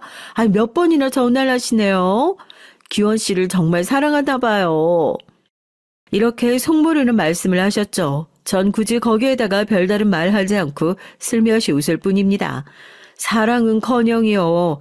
그냥 아무것도 할 줄 모르는 어린아이 가르치는 것일 뿐이죠. 그 외에 신제품 개발 출시 등 회사에서 내리는 중요한 결정에도 제가 꼭 필요했습니다. 소비자의 기호나 선호도 등 마케팅 자료를 찾아서 분석한 뒤 남편에게 의견을 주면 제 말 그대로 회사에서 결정하고 발표했으니까요. 심지어 집에 와서 회사 기획안 가이드나 전략 방향 등은 제가 잡아주곤 했어요. 이런 걸 보면 남편은 회사에서 얼굴 마담이고 실제로는 제가 일한 것과 다름없죠. 거의 저의 마리오네트 수준입니다. 다행히도 남편은 회사에서 승승장구할 수 있었어요. 연봉은 같은 연차 대비 최상위로 이미 1억을 넘어섰고 그 이후에도 늘 연봉이 높았고요. 어느 주말에 남편이 아버지께 부탁드릴 일이 있다며 시댁에 방문하고자 했습니다. 아버지, 우리 인사팀 상무님이 아빠 후배 맞죠? 저 이번에 미국 파견원으로 나가고 싶은데 힘 좀 써주세요. 아, 나랑 돈독했던 후배놈이니 어렵진 않을 거다. 그런데 웬 파견원이냐? 파견 근무면 애들이랑 시원이애민 같이 못 가잖니. 이왕이면 주재원으로 가족들 다 같이 가서 애들 미국에서 학교도 보내면 더 좋지. 뭐? 안 돼. 우리 아들이랑 손주도 미국에 가면 잘 못 볼 거 아니야. 아들, 꼭 미국 가야겠니? 널 보낼 생각하면 엄만 벌써부터 가슴이 아프단 말이야. 몇 년이나 있는다고. 가족들 다 같이 가겠어요. 괜히 고생만 하지. 여보, 이런 얘기 미리 나랑 상의했으면 좋았을 텐데요. 우리 애들 미국에서 지내보는 것도 좋은 경험일 것 같네요. 회사 일로 한국에 들어와야 하면 당신만 들어오고 제가 미국에서 애들 케어해도 괜찮아요. 예, 넌 무슨 말을 그렇게 하니? 우리 아들만 죽어라 고생하다가 가라는 거야? 신세 좋게 집에서 애들이나 키우면 바깥 일은 남편이 하자는 대로 하면 따르는 거지. 난 우리 영훈이가 미국 가서 자기 뜻 펼치는 게 좋구나. 엄마가 따라가도 돼? 남편 회사의 결정을 실제로 제가 다 하고 있다는 얘기를 하고 싶었지만 시모는 아주 감정적인 분이고 말이 통하지 않아서 전 아무 말도 않고 가만히 있었어요. 그리고 남편은 미국 지사 파견 근무로 1년 정도 나가 있게 됐습니다. 하지만 남편이 미국으로 파견 근무를 나간 속셈은 따로 있었다는 걸 나중에 알게 됐죠. 파견 근무에서 돌아와서 남편의 친구들이 집에서 모여서 와인 파티를 하게 됐어요. 파티 음식을 내오려고 그 자리를 잠깐씩 오가면서 남편 친구들이 하는 얘기를 듣게 됐습니다. 야, 너 미국에서 재미 좋았다면서? 진철이가 그러더라. 현지철. 뭔 소리야, 현지철하니. 아, 소영이 얘기야. 소영이가 미국에 있는 법인에서 몇 년 일하고 있다고 해서 나도 해외 근무 핑계대고 같이 가서 지냈지. 회사 커리어도 쌓고 자유롭게 소영이랑도 지내고. 이 자식이 그렇게 좋았냐? 신소영, 그 여자의 이름을 여기서 다시 듣게 되다니. 남편이 미국에서 근무한 이유가 예전 여자랑 지내기 위해서였답니다. 그 사실을 알고는 배신감에 몸이 떨렸어요. 파티가 끝나고 전 남편에게 가서 조용히 얘기했습니다. 지나간 과거는 용서해줄게. 처자식 딸린 네가 신나게 그 여자랑 즐긴 그 1년도 말이야. 앞으로도 그 여자랑 만나서 내 애들 아빠가 불륜남이라는 게 알려지면 나 용서 안 해? 그 여자랑 정리하고 그 증명을 해와. 내가 직접 그 여자를 만날 수도 있어. 그리고 무슨 일이든 할 거야. 내 성격 알죠? 남편은 처음 보는 저의 무서운 협박에 적지 않게 놀란 것 같았습니다. 다음날 전 최 과장의 미국 지사 근무, 미국 현지처와 동거하기 위해서라는 제목으로 글을 써서 남편의 메일로 보냈어요. 회사 사내 게시판에 이거 올리면 재밌겠죠? 신서영과 관계는 끝났나요? 라고 덧붙여서 말이에요. 이러자 남편은 겁을 먹고 생각보다 빠르게 신서영과의 관계를 정리했던 것 같습니다. 남편이 결혼하고 싶은 여자고 그렇게 많이 사랑했다고 들었는데 고작 이 정도 협박으로 정리를 하다니 좀 신기하기도 했어요. 역시 남녀간의 사랑이란 참 더덥구나 싶고 대단한 사랑이 아니라 그저 불륜이었을 뿐인 건가 싶어서 비웃음이 나더군요. 제가 말씀드렸잖아요. 남편은 그렇게 치밀하지 못하다고요. 자기가 하는 거짓말들을 제가 다 속아 넘어갈 거라고 생각하니 어이가 없었죠. 밖에서 여자 있는 술집 가서 놀고 오는 건 이미 알고 있고요. 그렇게 한번 놀고 오는 정도는 별소리 없이 넘어가 줬을 뿐입니다. 그리고 그 남자는 자신의 커리어와 인생을 희생할 만큼 누군가를 깊이 사랑할 만한 위인이 못 된다는 걸 아내인 제가 잘 알고 있어요. 남편이 바람을 폈던 일은 그래도 제가 감당할 수 있었죠. 결혼 생활 동안 감당하기 힘들었던 사람은 바로 시모였습니다. 사람이 누군가를 너무 미워하면 우리 그렇게 생각하잖아요. 상대방이 그만큼 미워할 짓을 했을 거라고요. 그런데 제가 당해보니 전혀 아닌 경우도 있더라고요. 시모는 그냥 절 처음 봤을 때부터 못 볼 걸 본 것처럼 놀라고 소름 끼쳐 했습니다. 제가 입을 여니 더욱 절 빤히 쳐다보면서 그냥 제가 싫다고 하네요. 학벌도 집안도 성격에 문제가 있어서가 자신에게 뭘 잘못해서가 아니고 그냥 싫다고 하니 당하는 당사자로서 미치고 팔짝 뛰겠더라고요. 그리고 감정 기복이 너를 뛰고 저만 보면 히스테리를 부리니까 전 시모를 대하는 일이 너무나 어렵고 힘들었습니다. 어머님, 이번에 돌아오는 생신 때 뭐 드시고 싶으신 거 있으세요? 너 입은 옷이 그게 뭐니? 네가 그런 화사한 핑크색에 어울린다고 생각하니? 아우, 꼴 사나워서 못 보겠네. 이렇게 질문에 전혀 엉뚱한 대답을 하는 데다가 밑도 끝도 없이 제 옷차림이 보기 싫다고 하는 날도 있었고요. 시모는 제가 남편 옆에 앉아있는 것도 싫어했습니다. 남편 옆에 제가 있으면 그 사이를 비집고 들어와서 자기가 앉거나 남편을 불러내거나 아니면 저에게 다른 일을 시켰어요. 그래서 전 시댁에 가면 무조건 따로이 혼자 앉아있는 것이 편합니다. 절 잡아먹을 것 같이 구는 시모는 싫고 남편 옆에 있으면 못 살게 구니까요. 시부는 그래도 말이 통하는 이성적인 분이십니다. 며느리 사랑은 시부라고 하더니 이 집안에서 따뜻하게 대해주시는 분은 시부뿐인 것 같아요. 시모가 구박하면 조용히 제게 와서 손잡고 미안하다 아가 내가 부덕한 탓이구나 하고 절 위로해 주셨습니다. 왜 시부가 미안하다고 하는지 이해가 안 갔지만 누군가 내 편이 있다는 일이 이렇게 든든한지 미처 몰랐죠.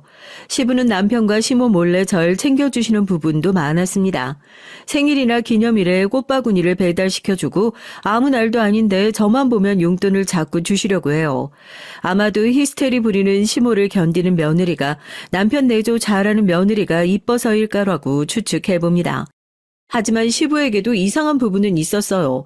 어느 날 시댁에 저 혼자 남아서 집안 곳곳을 구경하고 있었거든요. 시부의 서재엔 많은 책들이 책장을 채우고 있었고 책을 좋아하는 전 그곳을 한참 보다가 어떤 여자 사진을 발견하게 됐어요.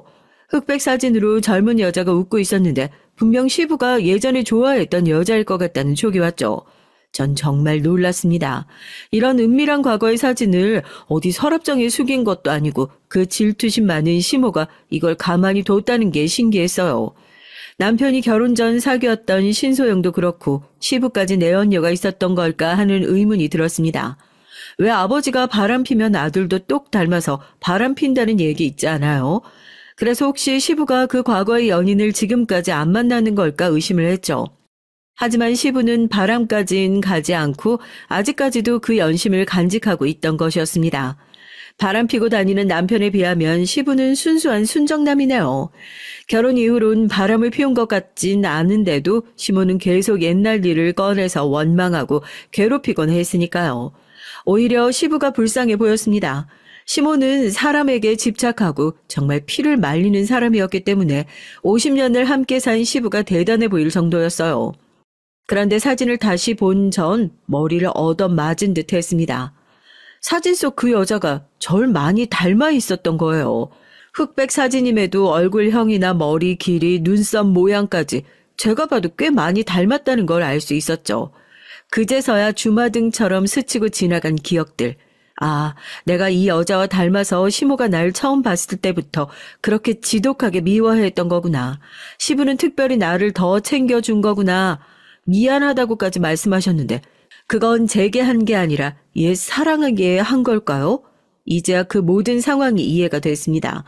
나중에 시부와 절친이신 우리 아버지를 통해서 시부의 사연을 들을 수 있었어요. 시부는 원래 같은 대학교에 다니는 사랑하는 여자와 오래 사귀었다고 해요. 또 그 여자와 지금 시모는 같은 대학교의 같은 과 친구였으니 이 세 분은 삼각관계였던 거죠. 하지만 시부가 친구와 연애하는 그때부터 시모는 이미 마음속으로 몰래 시부를 좋아하고 있다고 했습니다. 하지만 시부가 대학교를 졸업한 후 만나기업에 취직한 뒤 혼담이 오갈 무렵 사귀던 여자분 집안의 가세가 기울었다고 해요. 이 틈을 타서 시모는 자신의 시부모님에게 자신의 집안은 재력이 있다며 어필하면서 마음에 들려고 노력을 했다고 합니다. 자기 친정 아버지에게 울며 졸라대서 적극적으로 혼사를 추진하도록 만들었고요. 그러다가 결국 시부의 뜻과 달리 시모와 결혼을 하게 된 겁니다. 하지만 억지로 결혼한 뒤에도 시부는 시모에게 눈길 한 번, 정 한 번을 주지 않고 회사 일만 했대요.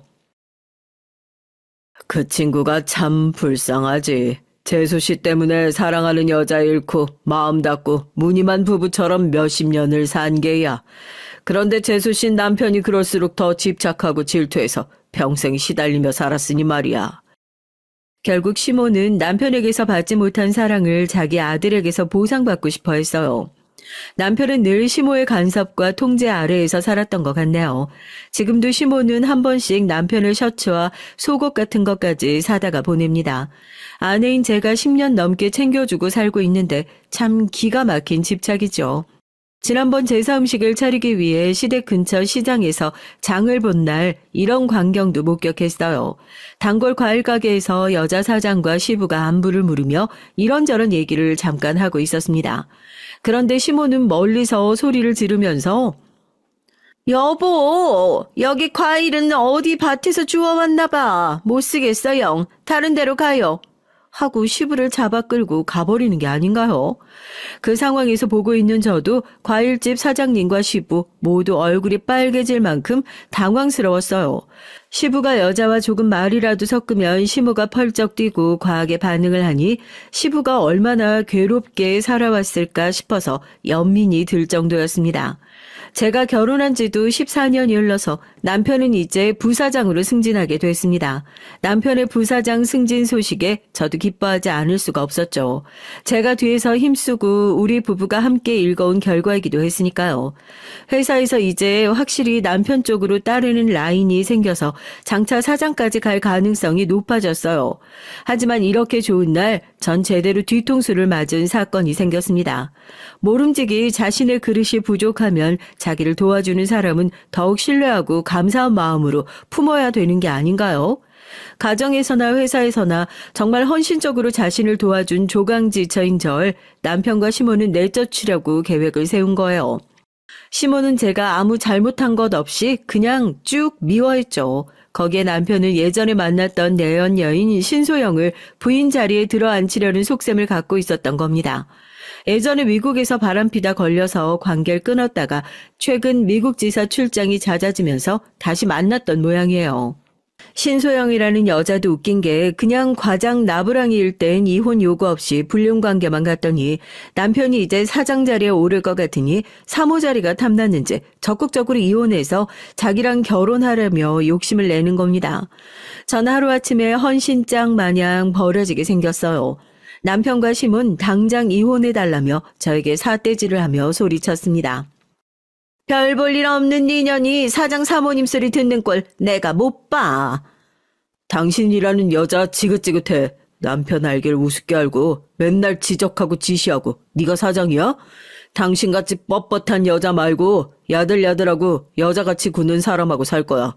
진짜 내가 사랑해온 여자랑 내 남은 삶을 살 거라고. 그럼. 내 아들이 어떤 사람인데 이제 만나기업 사장이 될 우리 아들인데 저런 여잔 갖다 버리고 입맛에 맞는 여자 들이잡구나. 이렇게 기가 막히고 억울한 일을 제가 당하고 보니 말문이 막혀서 제대로 항변도 못했어요. 그들이 집을 나가고 혼자 곰곰이 생각해봤죠. 내가 살아온 인생이 정말 이 정도밖에 안 되는 걸까? 결혼 생활 전부를 남편의 출세와 아이들의 행복을 위해 살았는데 결과는 고작 이것이라니 믿을 수가 없었고 너무 억울해서 누구라도 붙잡고 호소하고 싶었어요. 하지만 그런 제 심정과는 별개로 전 남편과 시모랑 계속 사는 것이 과연 옳은 것일까 하는 고민이 됐습니다. 당연히 저들에게 복수하고 싶죠. 하지만 복수하겠다고 이혼하지 않고 버티면 제 인생이 너무 시궁창같이 구질구질해질 것만 같은 거예요.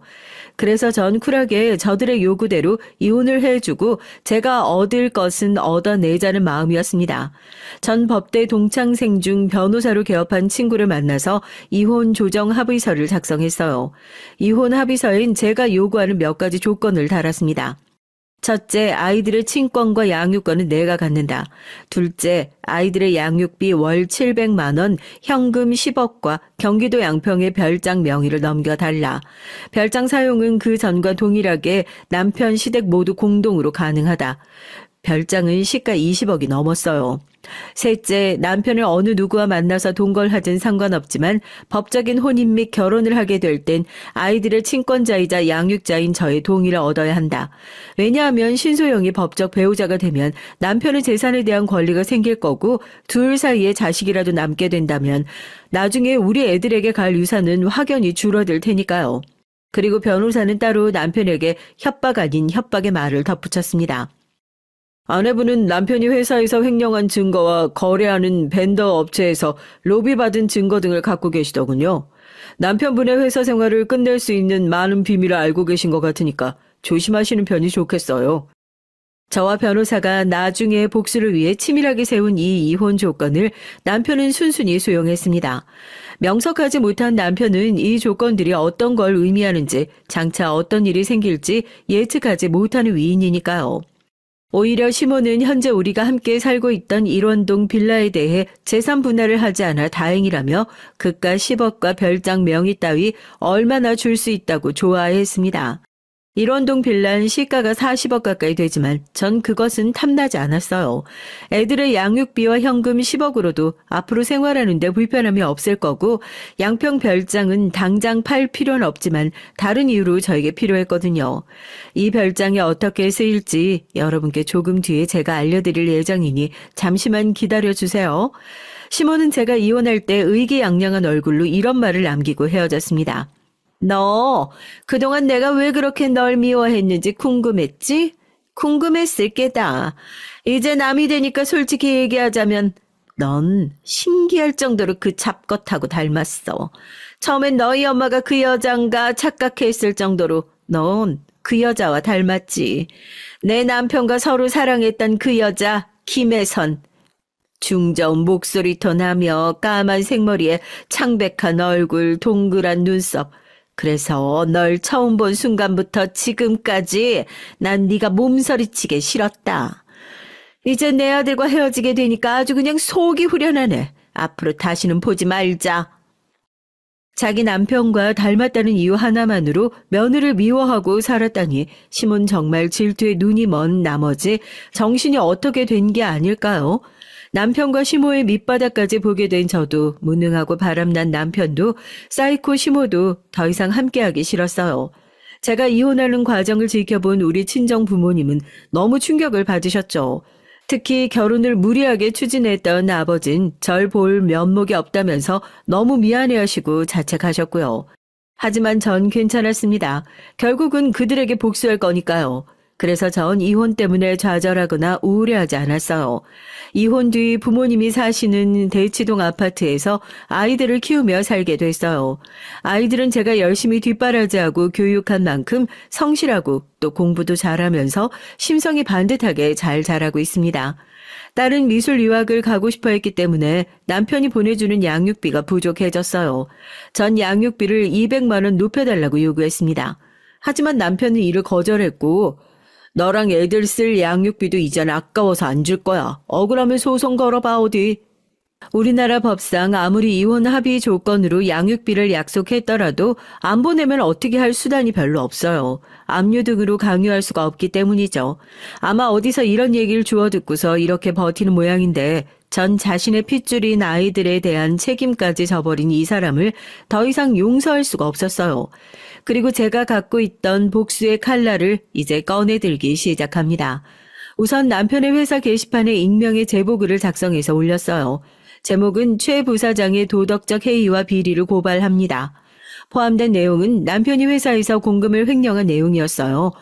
해외 출장 명목으로 개인적으로 여행하고 즐긴 회사 비용, 거래하는 벤더 업체에서 로비로 술자리 접대와 현금 및 금괴를 받았던 일들을 상세히 적었죠. 그리고 사내 비서와 불륜한 일도 함께 제보를 했고요.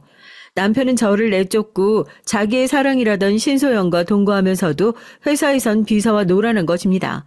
정말 말도 안 되게 저질인 사람이에요. 이것만으로 끝난다면 저의 진짜 복수가 아닐 겁니다. 남편 회사의 회장님에게 익명으로 퀵우편을 보냈어요. 거기엔 우리 양평 별장에서 남편이 회사 임원들과 정부 관료들에게 로비로 접대하면서 매춘 여성들과 놀았던 영상이 담긴 USB를 넣었습니다. 전 사실 시댁의 양평 별장을 이용하면서 10년도 전에 몰래 CCTV를 설치해서 여기에서 일어난 일들을 녹화하고 있었거든요. CCTV를 달게 된 계기인 남편이 이 별장에서 내연녀를 데리고 와서 놀았던 것이었습니다. 나중에 증거 협박 수단으로 쓰기 위해 달았던 것이 이렇게 지금 중요한 복수의 수단이 됐네요. 복수의 결과는 오래되지 않아서 금방 나타났어요. 남편은 제가 사장에게 CCTV 영상을 보낸 그 다음날 바로 회사에서 잘렸거든요. 그리고 남편은 사내 게시판 제보로 자신의 파렴치하고 무능력함이 만천하에 퍼졌습니다. 회사에서 잘린 뒤 어느 기업에서도 남편을 써주지 않을 것이 명백했고요. 남편과 시모는 사장 자리까지 생각했을 텐데 얼마나 실망하고 좌절했을까요? 제 복수는 하나 더 남았습니다. 제가 억울하게 쫓겨날 때 시부는 말도 안 되는 일이라며 저와 함께 슬퍼하고 원통했어요. 그리고 시부는 우리 친정아버지와 한잔하러 친정집에 들르실 때마다 늘 저에게 미안해하시고 따로 아이들 양육비를 챙겨주셨습니다. 술에 취해서 시부는 한 번씩 마음속 소망을 꺼내곤 하셨어요. 시모와의 황혼 이혼 말입니다. 제 복수로 남편이 회사에서 쫓겨난 과정의 일을 알게 된 시부는 이제 아내만이 아니라 아들에 대해서도 깊은 실망을 느끼시고 진지하게 이혼을 고민하셨어요. 그리고 그 고민하시는 과정에서 우리 친정아버지와 제가 거들어서 결국 시부는 시모에게 이혼을 요구하고 그 집에서 나오셨습니다. 시부가 나오면서 시모는 자존심도 없는지 시부에게 매달려 울고불고 난리였어요. 이제 와서 당신 왜 이래요? 우리가 함께 산 세월이 얼만데. 제발 나 버리지 마요. 난 그 50년 세월 동안 한순간도 당신을 마음에 담아둔 적이 없다는 거 당신도 알지 않소. 우리 앞으로 살 날이 얼마 안 남았다고. 이제 각자 편하게 삽시다. 난 당신과 1분 1초도 함께 살 수가 없어. 당신이 이러는 게 결국 김혜선 그녀에게 가는 거야? 당신이 아직까지 그 여자를 마음에 품고 있는 거 내가 모를 줄 알아? 미친 소리 그만해. 그 여잔 죽은 지 10년도 더 됐어. 젊은 시절 사랑했던 일 하나 때문에 당신은 결혼한 내내 날 괴롭혔다고. 미저리같이 정신병자인 당신과 내 남은 하루도 함께 살고 싶지가 않아. 그리고 시부는 매정하게 시모를 내리치고 집을 나가버렸어요. 남편은 회사를 쫓겨나서도 직업도 구하지 못하고 내연녀 신소영에게서 버림까지 받은 채로 매일 술 마시고 백수로 살고 있습니다. 술에 잔뜩 취해서 애들이랑 저에게 전화를 하고 있지만 우리 가족을 버리고 인생을 망가뜨린 남편의 술주정 따윈 들어줄 마음이 없어서 차단하고 있고요. 아무리 반성하고 후회하며 돌아온다고 해도 당연히 다시 우리 가족으로 받아들일 마음은 조금도 없고요. 시모는 시부에게 버림받은 뒤 반쯤 실성한 채로 다니던 교회나 모임도 안 나가며 집에서만 지내고 있다고 합니다. 저의 복수극은 이렇게 끝이 났습니다. 지금까지 제 사연 들으신 여러분 어떠세요? 제가 너무 매정했던 걸까요? 이따금 제가 이렇게까지 남편과 시모에게 복수한 것이 후회가 되고 있어요. 너무한 게 아닐까 싶어서요. 하지만 아무 잘못 없이 하루아침에 내쳐진 저와 부모의 이혼으로 상처를 입은 아이들을 생각하면 제가 한 복수는 통쾌했고 나쁜 인간들에 대한 벌이라는 생각도 듭니다. 제가 쓴 글을 봐주신 여러분께 깊은 감사의 말씀을 드리며 전 여기에서 얘기를 마쳐볼까 합니다. 안녕히 계세요.